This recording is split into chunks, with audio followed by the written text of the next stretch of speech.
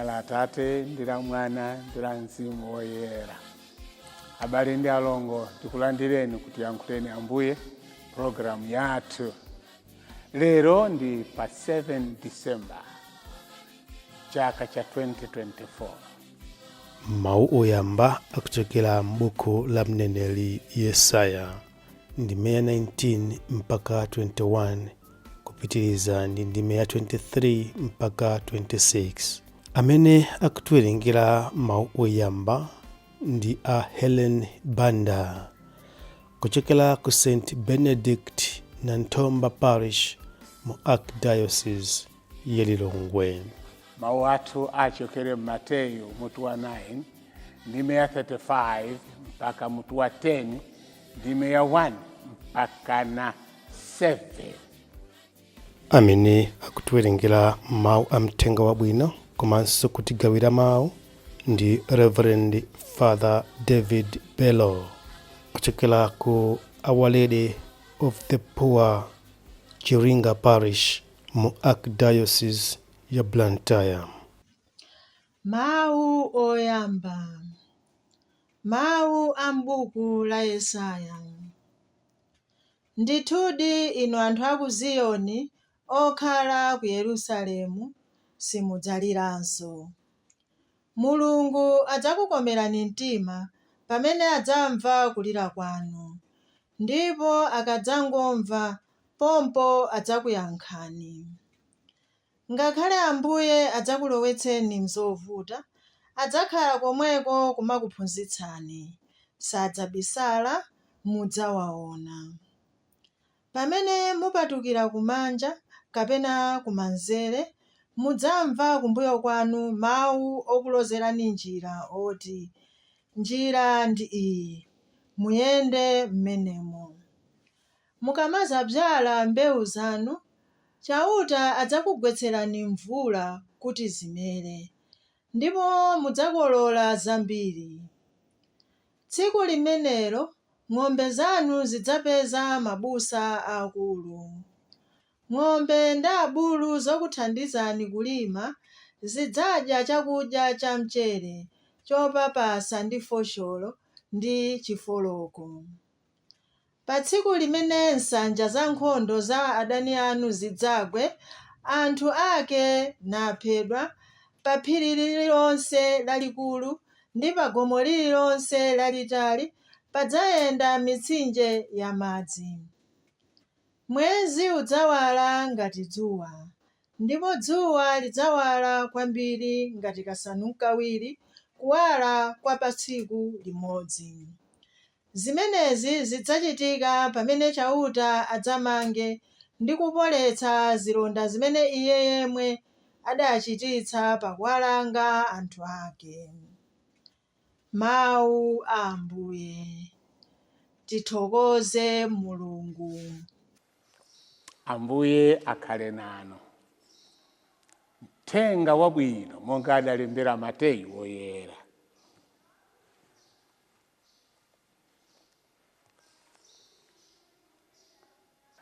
Yesu adayendera mizinda ndi mizi yonse, adanka naphunzitsa nyumba zawo za mapemphero, nkumalalika uthenga wabwino wonena za ufumu wakumwamba. Ndiponso ankachiritsa nthenda zonse za anthu ndi zofowoka zawo za mthupi. Pamene adaona makamu a anthu, adawamvera chifundo chifukwa iwo anali olema ndi ovutika ngati nkhosa zopanda m'busa. Tsono adawuza ophunzira ake kuti zinthu ndi zochulukadi, achepa ndi antchito. Chifukwa chake mupemphe mwini zinthu atume antchito okatuta zinthu zakezo. Yesu adasonkhanitsa ophunzira ake 12 aja, nawapatsa mphamvu pa mizimu yoyipitsa anthu, kuti adzitulutsa mwa anthuwo, ndiponso mphamvu zochiritsira nthenda zonse za anthu ndi zofowoka zawo za mthupi. Anthu 12 amenewa Yesu adawatuma ndi malamulo akuti musapite kwa anthu a mitundu ina kapena kukalowa m'mudzi uliwonse wa Samariya ayi, koma makamaka mupite kwa Israeli amene ali ngati nkhosa zotayika. Pitani mukalalike kuti Mulungu ali pafupi kukhazikitsa ufumu wake tsopano. Muzikachiritsa odwala, muzikaukitsa akufa, muzikachotsa nkuchiritsa akhate, mukatulutse mizimu yoyipa. Mwalandira mwaulere, kaperekeni mwaulere. Tenga wangu. Mawu athu amene awerenga ndi atali, tikanatha kufatsa pang'ono koma tingotolamo mawu ocheperapo chifukwa muli zambiri. Ambuye Yesu akutuma ophunzira awo ndi akuwauza kuti pitani, antchito ndi ochepa.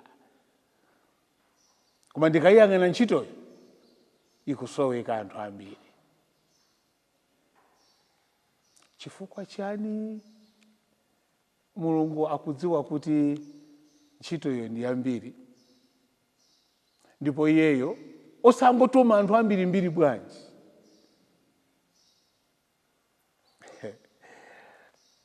Mulungu sakakamiza munthu.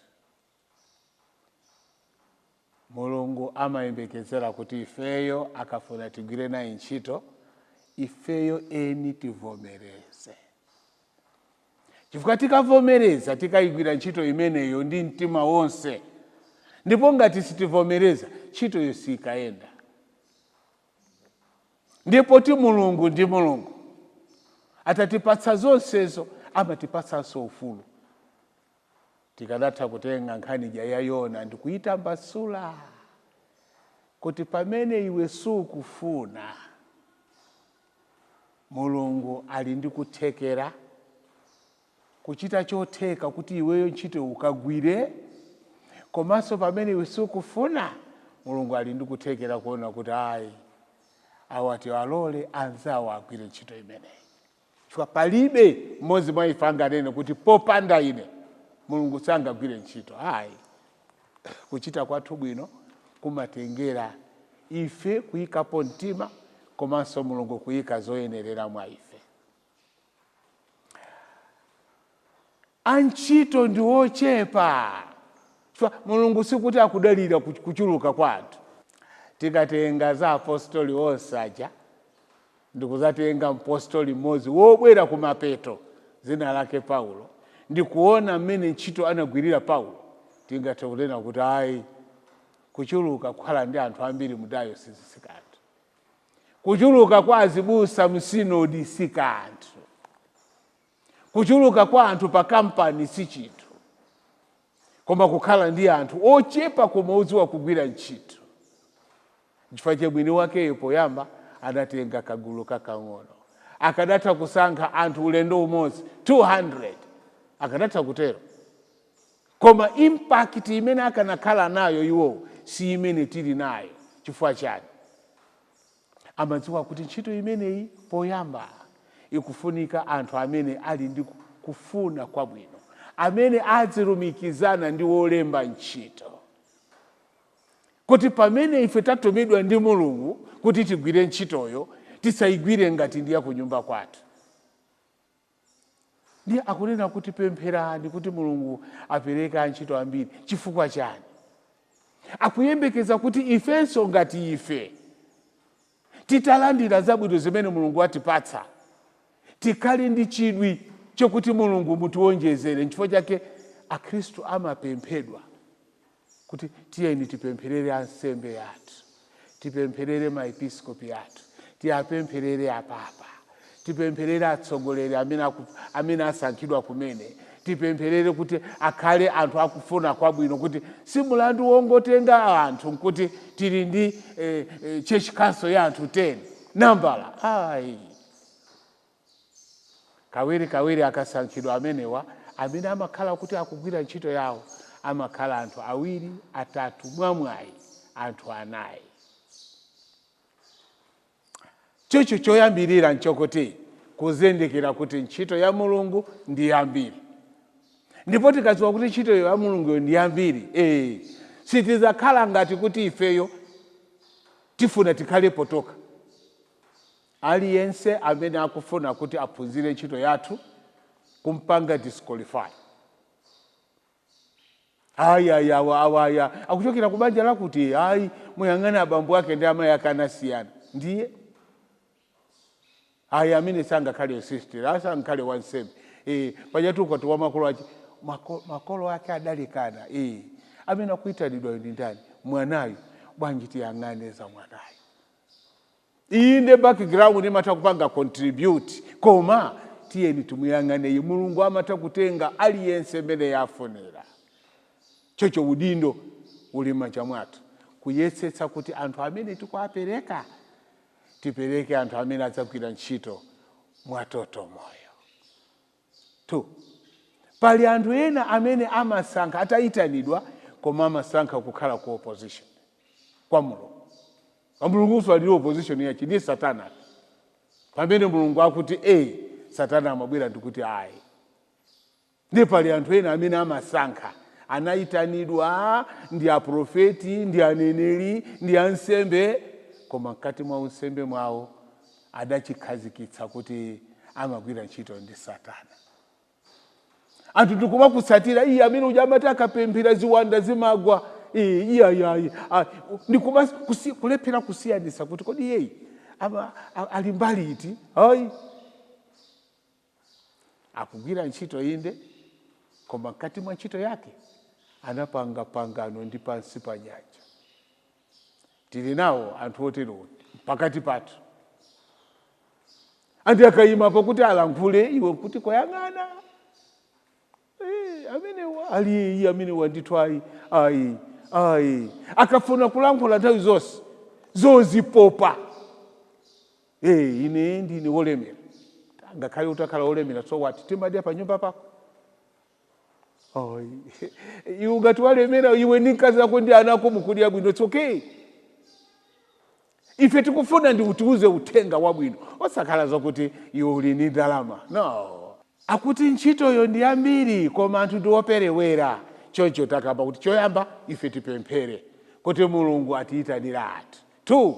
Tikapemphera ifenso tizivomera. Ife amene tapasidwa udindo woyang'anira anthu amenewa, tiwayang'anire ndi mtima wokuti pamene ife tikukula iwo adzapitirize ntchitoyo. Ndiye kuti tiyapasa mpata woti akhwime. Pamene tikukamba zimenezi ndikanakonda titenge mwambi wamene ananena Ambuye Yesu. Wambewu zogwera apa, zogwera apo, zogwera apo, zogwera apo. Cholinga chokhalira ndi maseminari nchokuti tithe kuona kuti kodi yeyu timuthandize alowere kuti. Osakhala kuti wabwera kuno uzakhale wansembe. Ngati unsembe uli mwa iwe uzakhala wansembe. Ngati mwa iwe mulibe tikuthandiza kukuongolera kuti inu kweni mutalowera uko mukapange za politics. Inuyo mukuoneka muzathandiza as a politician. Koma iwe uli ku formation ndiye ukubisala, ukuchita zinthu zobisala zokhazoka. Bwanji asandiziwe. You can hide, zone, you can pretend. Anybody can pretend. Kuti anthu amene Mulungu sada ayitane akuzokhala tuwansembe. Zoteka wina akuza kuti zosatheka kuti nzoteka. Ndiye kukanakhala Satana. Munthu amene sana ayitanire kukhala system akuza nditi kufika ndikuzakhala mpaka kufika ku system. Akaulo wa system anthu kumadabwa kuti awanadusa bwanji. Akuza kukhala kuti uyuyu is not the right partner wako. Unayenera kukwatira iwe saa amene, anayenera kukukwatira iwe saa amene. Koma iye ndikuyesa mpakana kena kamangano ukwati. Kumanga ukwati kuta miezi 4 or 5 ina ngale kungota 3 weeks. kuona kuti sinayenera uyuyu bwanji kuti inde ukwati udamangidwa titapita ku nyumba koma ine kumuyang'ana tamangani ukwati kuti koma izonse tinalengeza mpaka na 3 weeks aliinde kulengeza malengeza kuti ndizotheka Satana kubisala mwa munthu amene sanayenere ndikumaoneka ngati woyenera. Why? Mulungu akukufunira zabwino, Satana ndikubwera ndikukuyika mwa iwe kuthekera kwa kubisala ndikufika mpaka na kumapeto. Satana akufuna aonese mphamvu yake, kumapeto kwake mpingo uzachite manyazi. Nzotheka kuti Mulungu watipatsa ufulu woti ifeyo tingati kuthandiza kupeza panga identify anthu oyenerera ku ntchito imeneyi. Ndipo ngati Mulungu watipasa kuthekera kumeneko, akuyembekeza kuti ife timuthandize Mulungu kusankha anthu moyenerera. Tiyapempherere inde kachiwiri ndi kachitatu anthu amene ali kumeneko kuti aphunzitse. Taonapo ife anthu amene amaperekedwa pitani mukakhale ku formation, mukakhale formator. Ndi anthu amene sanayenere kukhalako koma atumizidwa chifukwa chakuti episkopi wawo watopa nawo. Wapeza kuti ndikhoza kumuyika apa ineyo ndipume pang'ono chifukwa amene akakhala mudayisi manga muno andivuta ndikutenga ndikuwaponyapo ncholenga chakuti nafenso tipume. Andi munthu amene amazindikira kuti ndili pano osakhala kuti ndigwire ntchitoyi koma ndabwera chifukwa chakuti anthu sakukondwa nane atsogoleri anga. Munthu ameneyo poti mwankakamiza muyembekeza kuti achite bwino. Kuchuluka kwa anthu akuchulukirabe, ndipo tifune tisafune antchito sazatheka kukwanira kuti sapano ndeti inawo ukwanira zosatheka. Udindo usangokhala waife nchifukwa chake mbuyomo ansembe amachita chilichonse paparishipo ndiye kuti ntchito iliyonse ili m'manja mwake. Lero mpingo udazindikira kuti pali ntchito zina tiyasira akhristu eni apo za ndalama yapaseda zipanga za ndalama. Iwo aziona kuti ndalama zilipo kuti abusa azidya bwino, azivala bwino. Ntchito zina za administration siyani munthu bofere mwaziyang'ana. Ife tikhale tikuyendesa za masakramenti pa ntchito yathu ndi imeneyo. Antchito ndiwochepa. Tikazindikira kuti antchito ndiwochepa. Ndipo ifeyo tili mmodzi mwa anthu ogwira ntchito ndiyeso tikhale ndi chidwi. Anthu aziona mwa ife. Alipo anthu ena anayamba anafuna chikhristu chifukwa chakuona akhristu anzawo. Kudzipereka kwawo nkunena kuti inenso ndifuna ndikakhale ngati awo. Tipemphe Mulungu apitirize kudalitsa kuti tonsefe chimene Mulungu atipatsa si chathu, watipatsa kuti tithandize nawo ena.